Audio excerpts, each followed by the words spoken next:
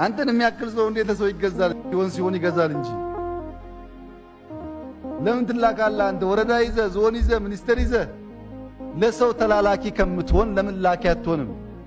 አውጣው የባርነት መንፈሱን ኢንፌሪቲውን አውጣው ከውስጥ።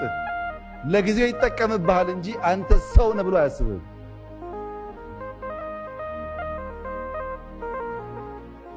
አቴታይም ሸኔና ብልጽግና መሆን በጣም ከባድ ነው ጓዶች።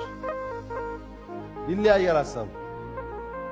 አቴታይም እዚህና እዛ አትሁኑ። እዛ የሆናችሁ ሂዱ፣ ጊዜ አታባክኑ፣ ጊዜ ያልፍባችኋል። እዚህ ሆናችሁ ግን ታምናችሁ ቁሙ። ችግር ካለው አርሙት፣ ቤታችሁ ስለሆነ አስተካክሉት። እዚህና እዛ ከሆነ ኤግዛክትሊ ይሄ ነው የሚሆነው። ከፊት ለፊት ህብረ ብሔራዊነት፣ በጋራ መኖር፣ መከባበር ትላላችሁ። ለእናንተ እምነት፣ ለእናንተ ብሔር፣ ለእናንተ ሰፈር ታዳላላችሁ።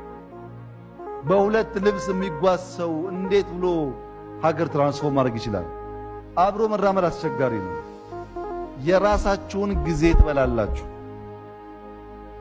በነገራችን ላይ በተደጋጋሚ እንዳልኩት ብዙ ሰው ባንዳነት እንደ ጸጋ ይቀበለዋል እንጂ ምንም ባንዳ ብትሆን እመነኝ ያ ግሩፕ ካሸነፈ አይቀበልህም።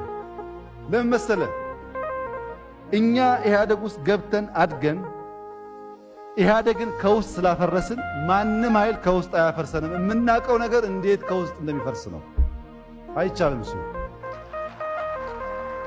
የትብብር አመራር ስሩ።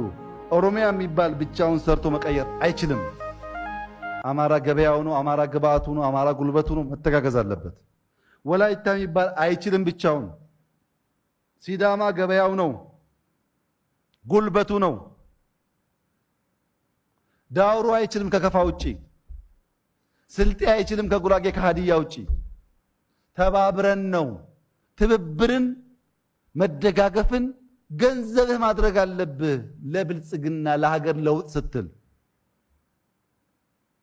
እግር እየጎተትክ ብትሄድ ግን ጥፋት ነው።